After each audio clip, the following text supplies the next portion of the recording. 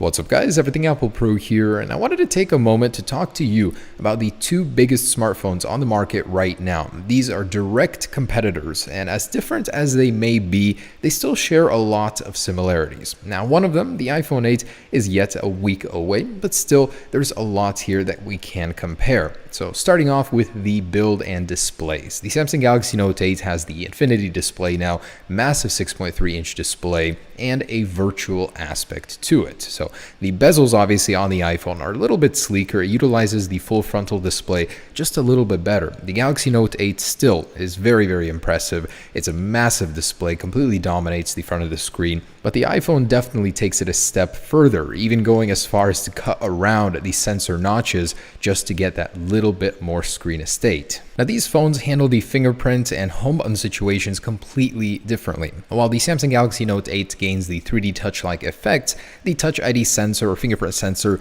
now goes on the back in a very inconvenient location. Apple saw this problem and they completely replaced it with Face ID, as far as we know. The Galaxy Note 8 has iris scanning. The iPhone 8 will have facial recognition with 3D modeling, taking that a step further. In fact, it's 2 years ahead of the competition in that aspect. Now, I have been using the Galaxy Note 8 for a good while now, and although it is a fantastic phone, for me personally, there isn't enough to differentiate it from the Samsung Galaxy S8 and S8 Plus. The stylus is cool, but it's just not enough. While the iPhone 8 will be a completely new platform, something that Apple hasn't done before, this is a step in a completely new direction. So we're expecting a lot of change from this one. Both of these phones do have a very similar build. We've got glass on the front and back with a metal border. While the iPhone will have a stainless steel border, the Samsung Galaxy Note 8 has an aluminum one. Both do share wireless charging capabilities, while the iPhone is rated at half the charging speed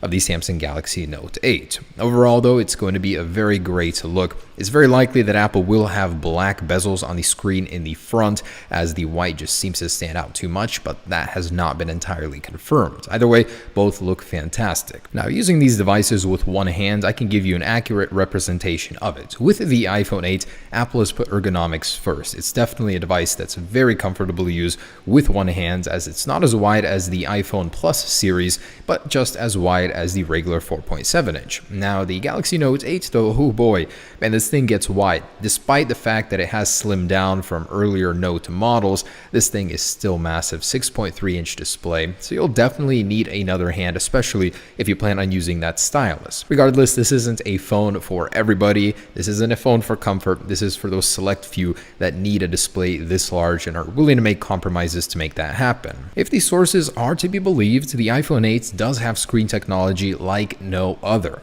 completely on a different level with the Note 8. Yes, the OLED panel is made by Samsung, but there are several technologies that will separate it. For one, ProMotion, a 120Hz display shared with the iPad Pro, Apple just released. That is a very impressive screen technology, and supposedly it will have an always-on True Tone display, which could be possible with sensors embedded into the top sensor bar. So these two screen technologies will put it in a league of its own when it comes to display. And moving on to the cameras, both have a very interesting camera design here. The Galaxy Note 8 looks like an Android robot, and the iPhone 8 looks like a traffic light. So with those unique camera designs, both will have some unique camera technologies as well.